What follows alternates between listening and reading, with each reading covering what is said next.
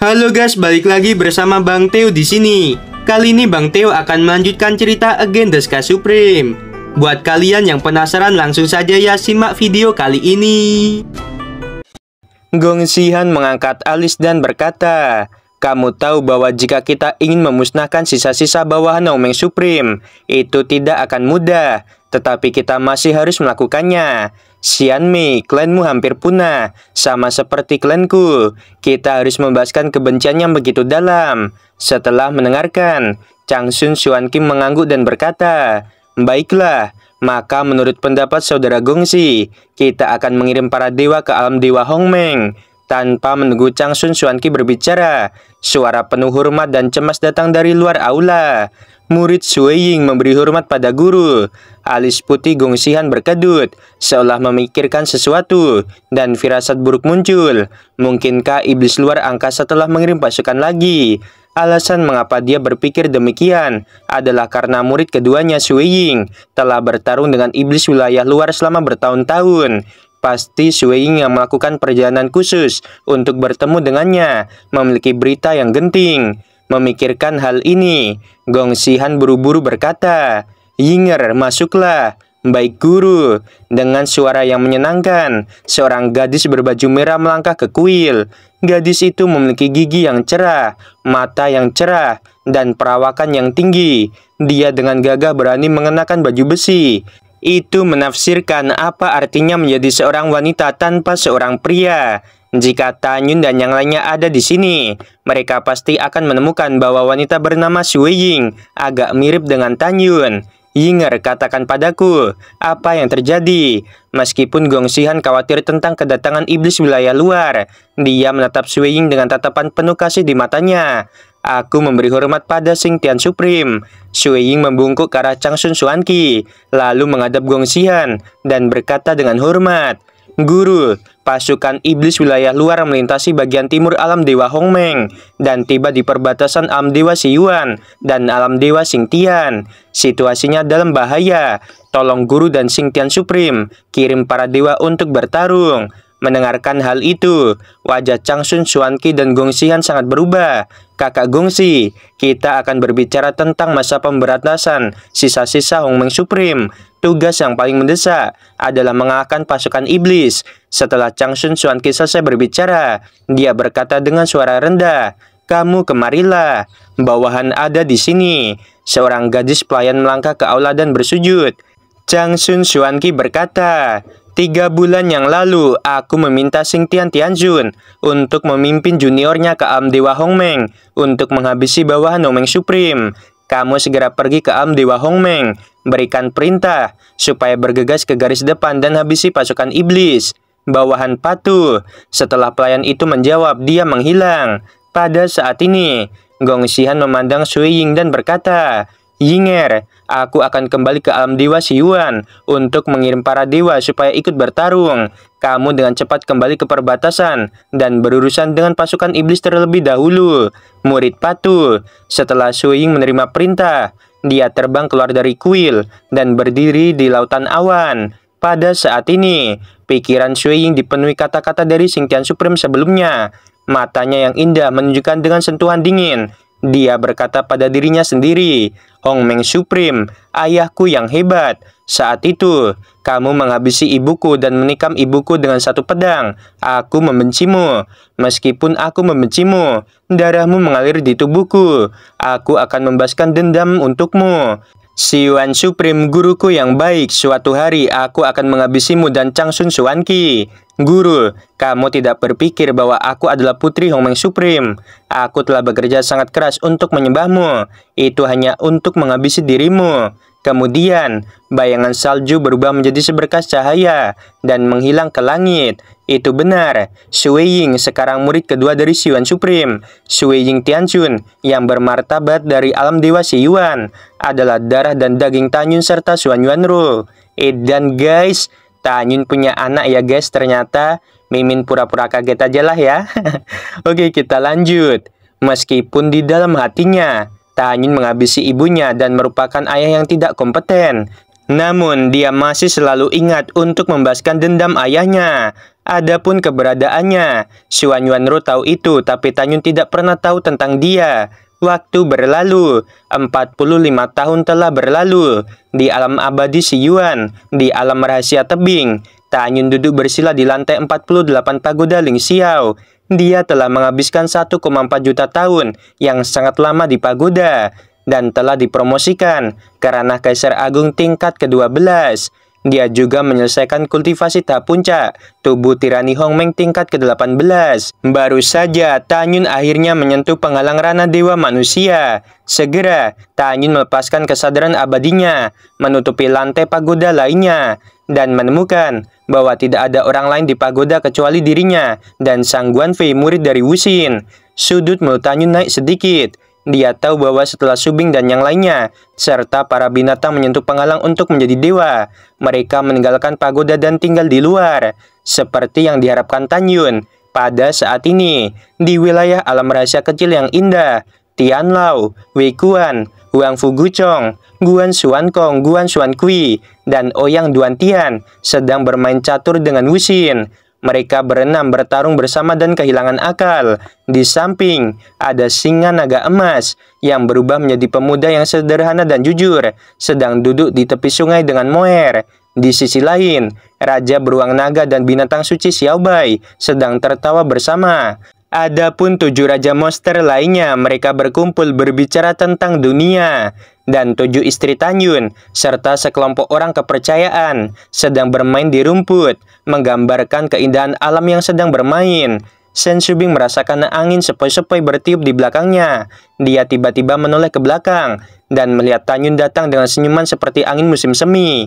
Ketujuh istri, Sui Zian, Fang Xiqing, dan Zenji, tersenyum pada Tanyun.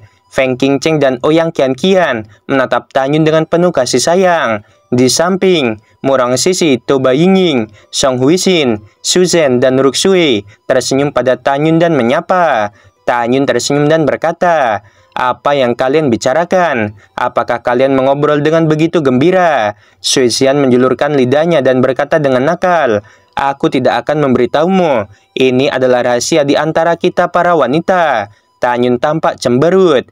Pada saat ini, Wuxing Sangshen berhenti bermain catur dan berkata, "Kakak, muridku berada di tingkat ke-10 ranah Kaisar Agung.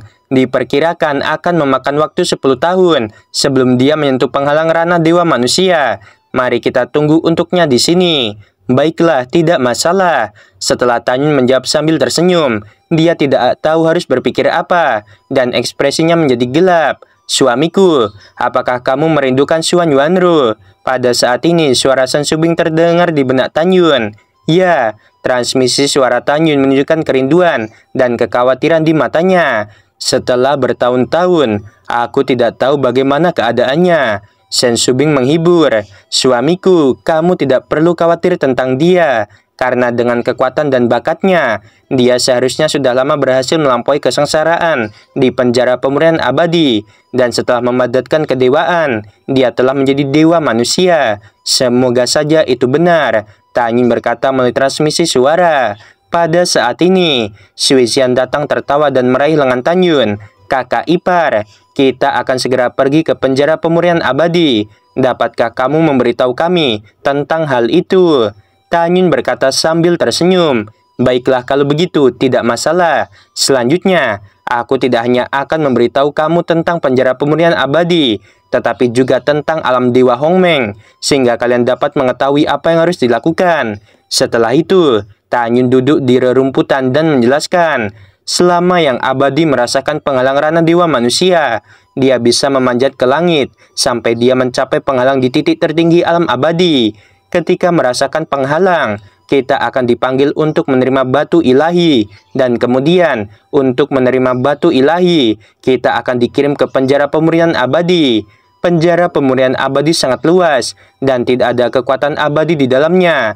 Jadi aku perlu menggunakan mata air abadi, menjaga kekuatan pada puncaknya setiap saat, dan memenuhi 3 ujian. Hanya dengan melewati ketiga ujian itu, seseorang bisa menjadi dewa. Tes pertama adalah bakat. Apakah mungkin untuk mengubah dan memadatkan embrio Kaisar Agung menjadi dewa dalam 10 tahun? Mulai dari kondensasi kedewaan. Jika tidak dapat diringkas dalam 10 tahun, maka kekuatan para dewa akan datang dan menghabisi kita. Mendengarkan hal itu, Suesian melebarkan matanya yang indah. Itu sangat menakutkan. Kakak ipar dalam keadaan normal, berapa lama waktu yang dibutuhkan seseorang abadi untuk memadatkan kedewaan? Tanyun menjelaskan, itu tergantung pada bakat dan pemahaman seseorang. Beberapa orang dapat memadatkan kedewaan hanya dalam 3 atau 5 tahun. Singkatnya, ujian pertama ini saja adalah pengalaman hidup dan mati. Tentu saja kamu tidak perlu khawatir. Dengan bakat dan pemahamanmu, tidak sulit untuk menyelesaikan tes pertama. Tanyun menambahkan, ujian kedua adalah memurnikan pikiran dan melawan iblis sampai dikalahkan. Biasanya, semakin banyak pembantaian, semakin berat iblis di dalam hati. Ini juga alasan mengapa kalian tidak diizinkan untuk berpartisipasi dalam pembantaian di Mansion Kaisar Abadi Xingtian dan Xi Yuan. Meski begitu, kalian harus lebih berhati-hati karena iblis yang kalian hadapi memiliki teknik latihan yang sama dengan kalian. Satu-satunya cara untuk mengalahkan iblis adalah tidak peduli apa yang kalian lihat, pikirkan, atau dengar. Hati kalian harus seperti air jernih. Mendengar ini, Ouyang Qianqian memandang Tanyun dan berkata dengan cemas, "Kamu telah menghabisi begitu banyak orang. Pada saat itu, iblis hatimu pasti sangat kuat." Tanyun mengangguk dan berkata, "Namun kamu tidak perlu khawatir tentang diriku. Tidak peduli apa, aku tidak akan dikalahkan oleh iblis batinku." Aku lega mendengarkan kamu mengatakan itu. Ouyang Qianqian bertanya dengan rasa ingin tahu, apa tes ketiga? Tanyun menjelaskan, ujian terakhir adalah bencana hidup dan mati yang paling berbahaya. Bencana ini sangat menakutkan. Sejak zaman kuno, banyak makhluk abadi yang mati dalam bencana ini. Begitu bencana berhasil dan memasuki ranah dewa manusia tingkat 1, kekuatanmu akan meningkat 100 kali lipat. Perasaan kuat semacam itu adalah apa yang makhluk abadi mimpikan. Mendengarkan hal itu, semua orang penuh kerinduan untuk menjadi dewa. Kakak ipar, pada saat ini, Nanggong Ruksui tersenyum dan berkata, apa perbedaan antara ranah dewa dan ranah abadi? Juga, apakah benar-benar ada banyak ras di alam dewa Hongmeng? Tanyun menjelaskan, setelah menjadi dewa, kita akan menghembuskan esensi dewa dari alam dewa dan mengubahnya menjadi kekuatan dewa di kolam roh. Kekuatan dewa adalah eksistensi di atas energi abadi. Karena kekuatan dewa jauh lebih kuat daripada energi abadi. Ini adalah alasan mendasar mengapa makhluk abadi seperti semut di depan para dewa.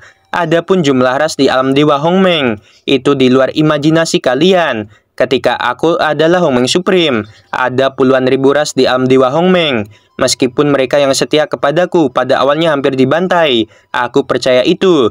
Pasti ada orang yang berpikir, aku tidak akan mati dan menunggu diriku kembali. Berbicara tentang hal ini, Tanyun sepertinya memikirkan sesuatu, dan ada kerinduan yang mendalam di matanya yang berbintang. Shen Shubing yang pintar berkata dengan lembut, "Suamiku, apakah kamu memikirkan Yushu?" "Ya." Tanyun memandang Shen Shubing dan berkata, "Kamu bisa menebak apa yang aku pikirkan." "Kakak Shen, siapa Yushu?"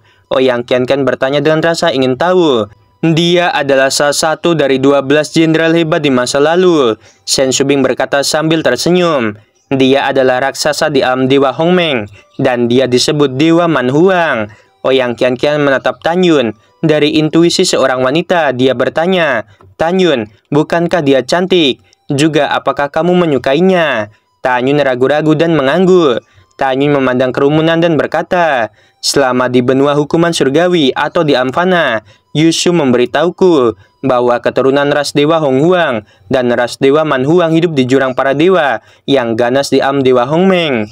Setelah kita menjadi dewa dan tiba di alam dewa Hongmeng, kita akan pergi ke jurang para dewa dan menemukan mereka." Juga pada zaman kuno, Yushu dan Dewa Honghuang memimpin 2 klan untuk menyegel seuntas jiwa mereka di dalam monumen dewa yang berada di jurang para dewa. Aku harus menghidupkannya kembali. Pada saat ini, Ouyang Qianqian berkata dengan lembut, Aku sangat ingin tahu betapa cantiknya penampilan Yusu. Tanyun, dapatkah kamu menyingkat penampilannya? Biarkan aku melihatnya. Tanyun meraih tangan Ouyang Qianqian, lalu dia berkata, kamu adalah tunanganku. Kamu tidak perlu terlalu belak-belakan. Jika kamu ingin bertanya atau mengetahui sesuatu, tanyakan saja secara langsung. Mendengarkan ini, hati Ouyang Qianqian semanis madu, dan dia menganggukkan kepalanya. Tanyun tersenyum, dan dengan lambaian tangan kanannya, hembusan kekuatan abadi berubah menjadi gambar memori dari kehampaan. Dalam gambar, seorang wanita dengan tinggi 100 kaki berdiri. Wanita itu mengenakan gaun kuning puncak panjang. Meskipun tingginya 100 kaki, tubuhnya terkoordinasi dengan sempurna. Wajah wanita itu memiliki kecantikan yang aneh. Ini adalah wajah yang semakin cantik saat kita melihatnya. Dan pupilnya agak mirip dengan Xuan Yuanru, memancarkan kilau seperti safir yang dalam. Kecantikannya segar dan halus, dan pesonanya tidak kalah dengan kecantikan manapun yang ada. Tanyun memandang Ouyang Qianqian dan berkata, nama lengkapnya adalah Dongfang Yusu. Setelah Ouyang Qianqian mengungkapkan pengertiannya, dia memuji, dia benar-benar cantik, dan aku sedikit iri dengan kecantikannya. Tanyun tersenyum dan berkata dengan tegas, Yusu, tidak akan lama sebelum kita bertemu lagi, dan aku pasti akan menghidupkanmu kembali. Selama 10 tahun ke depan, Tanyun dan yang lainnya telah menunggu Sang Guanfei untuk berlatih di alam rahasia.